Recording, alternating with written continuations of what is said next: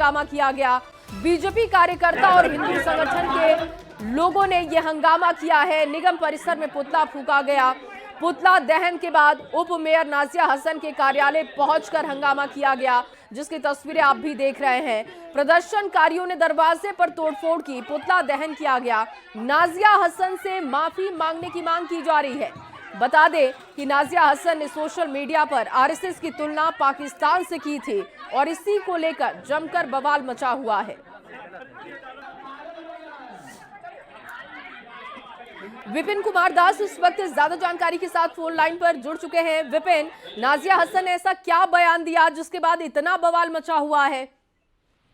जी, नाजिया हसन ने एक social site पर पोस्ट करते हुए लिखा कि हम लोग हिंदू भाई से उतनी ही स्नेह रखते हैं जितना मुस्लिम भाई से। हम लोग पाकिस्तान से उतनी ही नफरत करते हैं जितनी आरएसएस से, क्योंकि दोनों दो नेशन थ्योरी के समर्थक रहे हैं। इसके बाद ये पोस्ट होने के बाद लगातार सोशल मीडिया से ये पोस्ट हटाने की मांग लोगों ने नाजिया हसन से किया था, जिसके बाद जब सोशल मीडिया और जब पुतला दहन किया गया उसके बाद जो है उन लोगों की मांग थी कि नाजिया हसन इस पोस्ट को लेके माफी मांगे। ये ऐसा नहीं हो सकता, दो नेशन बांटने की बात जी। लेकिन विपिन, इतने बवाल के बाद क्या नाजिया हसन ने अपना पोस्ट डिलीट किया? क्या वो सामने आई? माफी मांगने की जो मांग की जा रही है उस पर उनका कोई बयान आया है? जी, काफी मशक्कत के बाद मौके पर एसडीपीओ अमित कुमार पहुंचे और जिसके बाद जो है दोनों के बीच जो है कुछ लोग जाके बातचीत भी हुआ, लेकिन सोशल मीडिया से उन्होंने पोस्ट हटा भी लिया और एक माफीनामा भी सोशल मीडिया पर पोस्ट किया है। लेकिन उन्होंने अपने बयान में यह कहकर फिर से विवाद खड़ा कर दिया कि ये प्रशासन के दबाव में हमने ये हटाया है और जिसकी लाठी उसकी भैंस, सरकार भी उन्हीं की है और सत्ता और प्रशासन। बहुत शुक्रिया विपिन तमाम जानकारी के लिए। तो देखिए, नाजिया हसन ने अपना पोस्ट डिलीट कर दिया है, माफीनामा भी उन्होंने अपना सामने रखा है पोस्ट के जरिए, लेकिन उन्होंने कहा कि ये मजबूरी वश वो कर रही है। और चलिए इस बीच आपको एक और बड़ी खबर दे दें। बिहार में बड़ा प्रशासनिक फेरबदल हुआ है। 24 आईएएस अधिकारियों का तबादला हो चुका है। पटना डीएम चंद्रशेखर पटना कमिश्नर बने हैं। त्यागराजन बने पटना के नए डीएम। नवीन कुमार खगड़िया डीएम बने।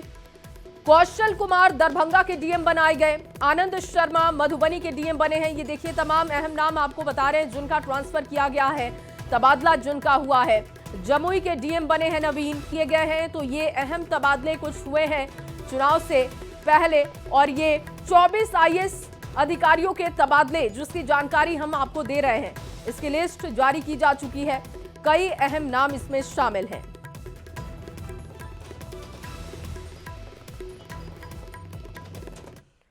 और चलिए आगे बढ़ते हुए बेगूसराय की खबर की अब बात करेंगे। बेगूसराय के बखरी में शराब के धंधे में शामिल 3 टाइगर मोबाइल जवानों की गिरफ्तारी की गई है, जबकि छपरा में सब इंस्पेक्टर शराब पार्टी करते हुए पकड़े गए। सवाल है कि क्या पुलिस वाले ही शराबबंदी को फेल करने में लगे हुए हैं? आपको रिपोर्ट दिखाते हैं। 2016 में महिलाओं की मांग पर सीएम नीतीश कुमार ने बिहार में पूर्ण शराबबंदी लागू की। शराबबंदी को सफल बनाने की जिम्मेवारी पुलिस को दी गई, लेकिन आज हालात ये हैं कि कई पुलिस वाले खुद अवैध शराब के धंधे में जुट गए हैं। बेगूसराय की इस तस्वीर को देख लीजिए। बखरी पुलिस ने 4 शराब तस्करों के साथ 3 टाइगर मोबाइल के जवानों को अरेस्ट किया है, जिनके ऊपर शराब को पकड़ने की जिम्मेवारी थी, लेकिन वो शराब तस्करों से ही साठ गांठ करके शराब का धंधा कर रहे थे। 7 गो एक्यूज है। अच्छा, जिसमें कौन कौन है? कुछ टाइगर के जवान भी हैं उसमें। हाँ, कुछ पुलिस के भी जवान हैं। कितने पुलिस के जवान थे? 3। 4 शराब पार्टी हो रही थी और इस पार्टी में खुद नाका प्रभारी सब इंस्पेक्टर शामिल थे। डीआईजी आवास के ठीक बगल की इस जगह पर जब एडिशनल एसपी के साथ एसएसपी ने छापा मारा तो 5 लोग शराब पीते रंगे हाथ पकड़े गए, जिसमें एक सब इंस्पेक्टर रैंक का पुलिस वाला भी था। शराब पीने के आरोप में सब इंस्पेक्टर को सस्पेंड कर दिया गया है और होमगार्ड जवान को ड्यूटी से हटा दिया गया है। अब सवाल है कि क्या पुलिस वाले ही शराबबंदी को फेल करने में लगे हैं? क्या पुलिस की मिलीभगत से चल रहा अवैध शराब का धंधा?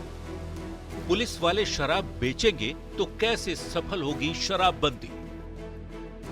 न्यूज़ 18 के लिए बेगूसराय से संतोष कुमार और छपरा से संतोष गुप्ता के साथ ब्यूरो रिपोर्ट। और आज की एक और अहम खबर जिससे लालू परिवार की चिंता बढ़ गई है। लालू प्रसाद को दिल्ली हाई कोर्ट से झटका लगा है। लैंड फॉर जॉब मामले में आरजेडी अध्यक्ष और बिहार के पूर्व मुख्यमंत्री लालू प्रसाद को दिल्ली हाई कोर्ट से झटका लगा। कोर्ट ने लालू प्रसाद की ट्रायल कोर्ट की कार्यवाही पर रोक लगाने वाली मांग वाली याचिका को खारिज कर दिया है।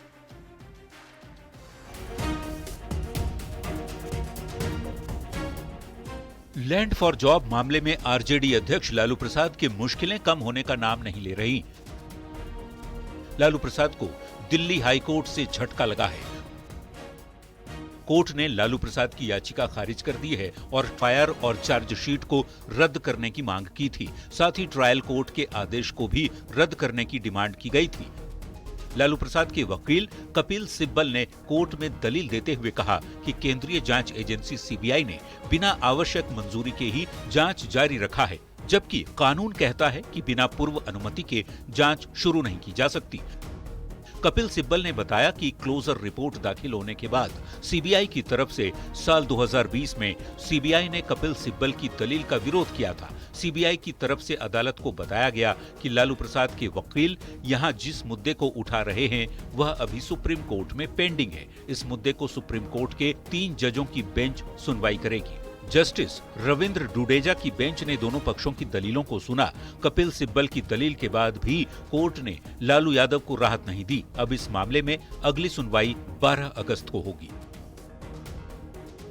लैंड फॉर जॉब का ये पूरा मामला साल 2004 से 2009 के बीच का है, जब लालू प्रसाद रेल मंत्री थे। आरोप है कि रेलवे में ग्रुप डी की नौकरी के बदले लालू प्रसाद और उनके फैमिली के नाम पर जमीनें ली गई थी, जिसकी जांच सीबीआई और ईडी कर रही है।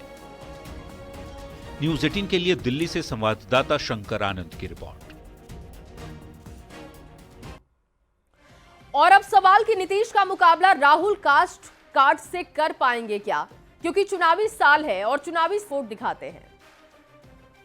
राहुल गांधी जिंदाबाद। नीतीश के गढ़ नालंदा में राहुल गांधी दौरा करने वाले हैं और कोशिश होगी मुख्यमंत्री नीतीश कुमार के कोर वोट बैंक में सेंधमारी की। 6 जून को राहुल गांधी एक बार फिर बिहार आ रहे हैं। अपने बिहार दौरे में राहुल गांधी सीएम नीतीश के गृह जिले नालंदा में पिछड़ा अति पिछड़ा सम्मेलन करेंगे। राहुल गांधी के दौरे पर बीजेपी ने तंज कसा है। राहुल गांधी अगर बिहार आएंगे तो इससे बीजेपी को क्या मतलब है? वाजिब है, वो भी एक पार्टी चलाते हैं, तो नहीं आएंगे तो क्या घर में सो करके जिंदगी काटेंगे क्या? राहुल जी को तो हर वक्त आना चाहिए। वहीं आरजेडी ने राहुल गांधी का बिहार में स्वागत किया तो कांग्रेस का दावा है कि बीजेपी राहुल गांधी के धुआंधार दौरों से डरी हुई है। भाजपा के लोगों में साफ साफ डर दिख रहा है राहुल गांधी का, क्योंकि राहुल गांधी पिछले 1 साल में 10 से ऊपर बार बिहार आ चुके हैं। बिहार के लोगों पर दर्द सुन रहे हैं और भाजपा हमारी कॉपी कर रही है, जातीय जनगणना पे कॉपी कर रही है। राहुल गांधी अति पिछड़ा की बात कर रहे हैं। राहुल गांधी जी का राजगीर की पावन धरती पे बहुत बहुत स्वागत।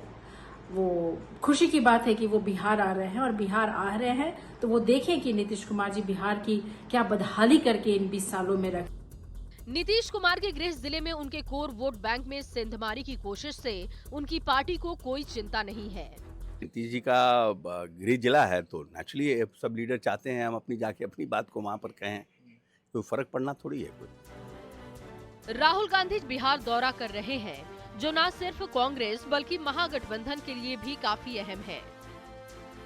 राहुल अपने दौरों के जरिए बिहार में जातीय समीकरण साधने की जुगत में हैं, पर मोदी सरकार ने देश भर में जातिगत जनगणना कराने की घोषणा कर उन्हें बैक फुट पर धकेल दिया है। अब राहुल गांधी इससे कैसे निपटेंगे ये देखना दिलचस्प होगा। पटना से संवाददाता आनंद अमृतराज के साथ संजय कुमार की रिपोर्ट।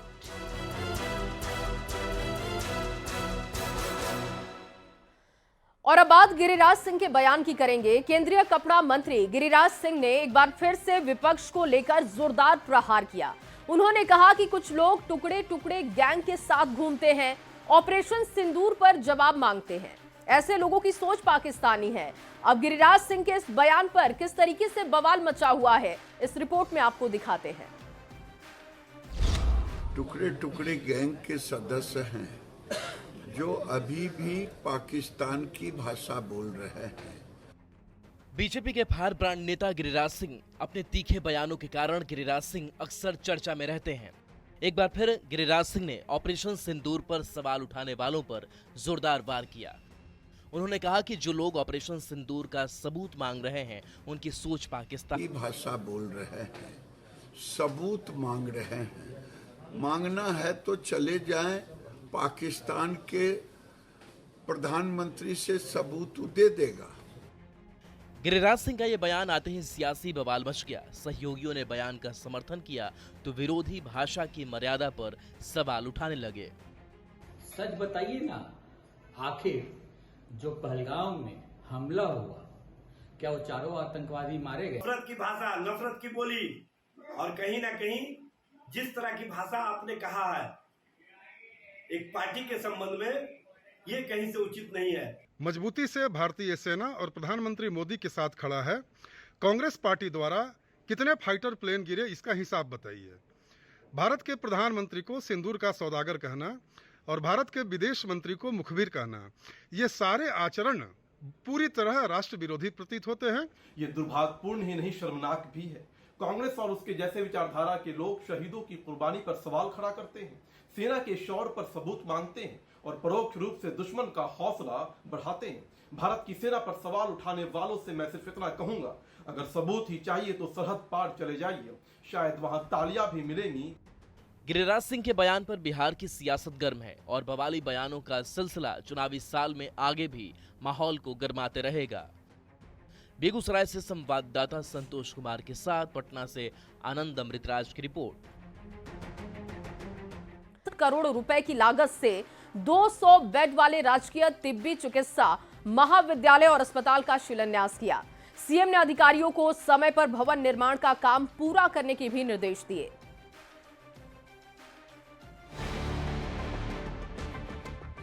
पटना के गवर्नमेंट तिब्बी मेडिकल कॉलेज का अब जल्द पता बदल जाएगा और नए भवन का सपना भी साकार होगा। कुल 264 करोड़ की लागत से बनने वाले तिब्बी कॉलेज के नए भवन का एनएमसीएच कैंपस में सीएम नीतीश कुमार ने शिलान्यास किया।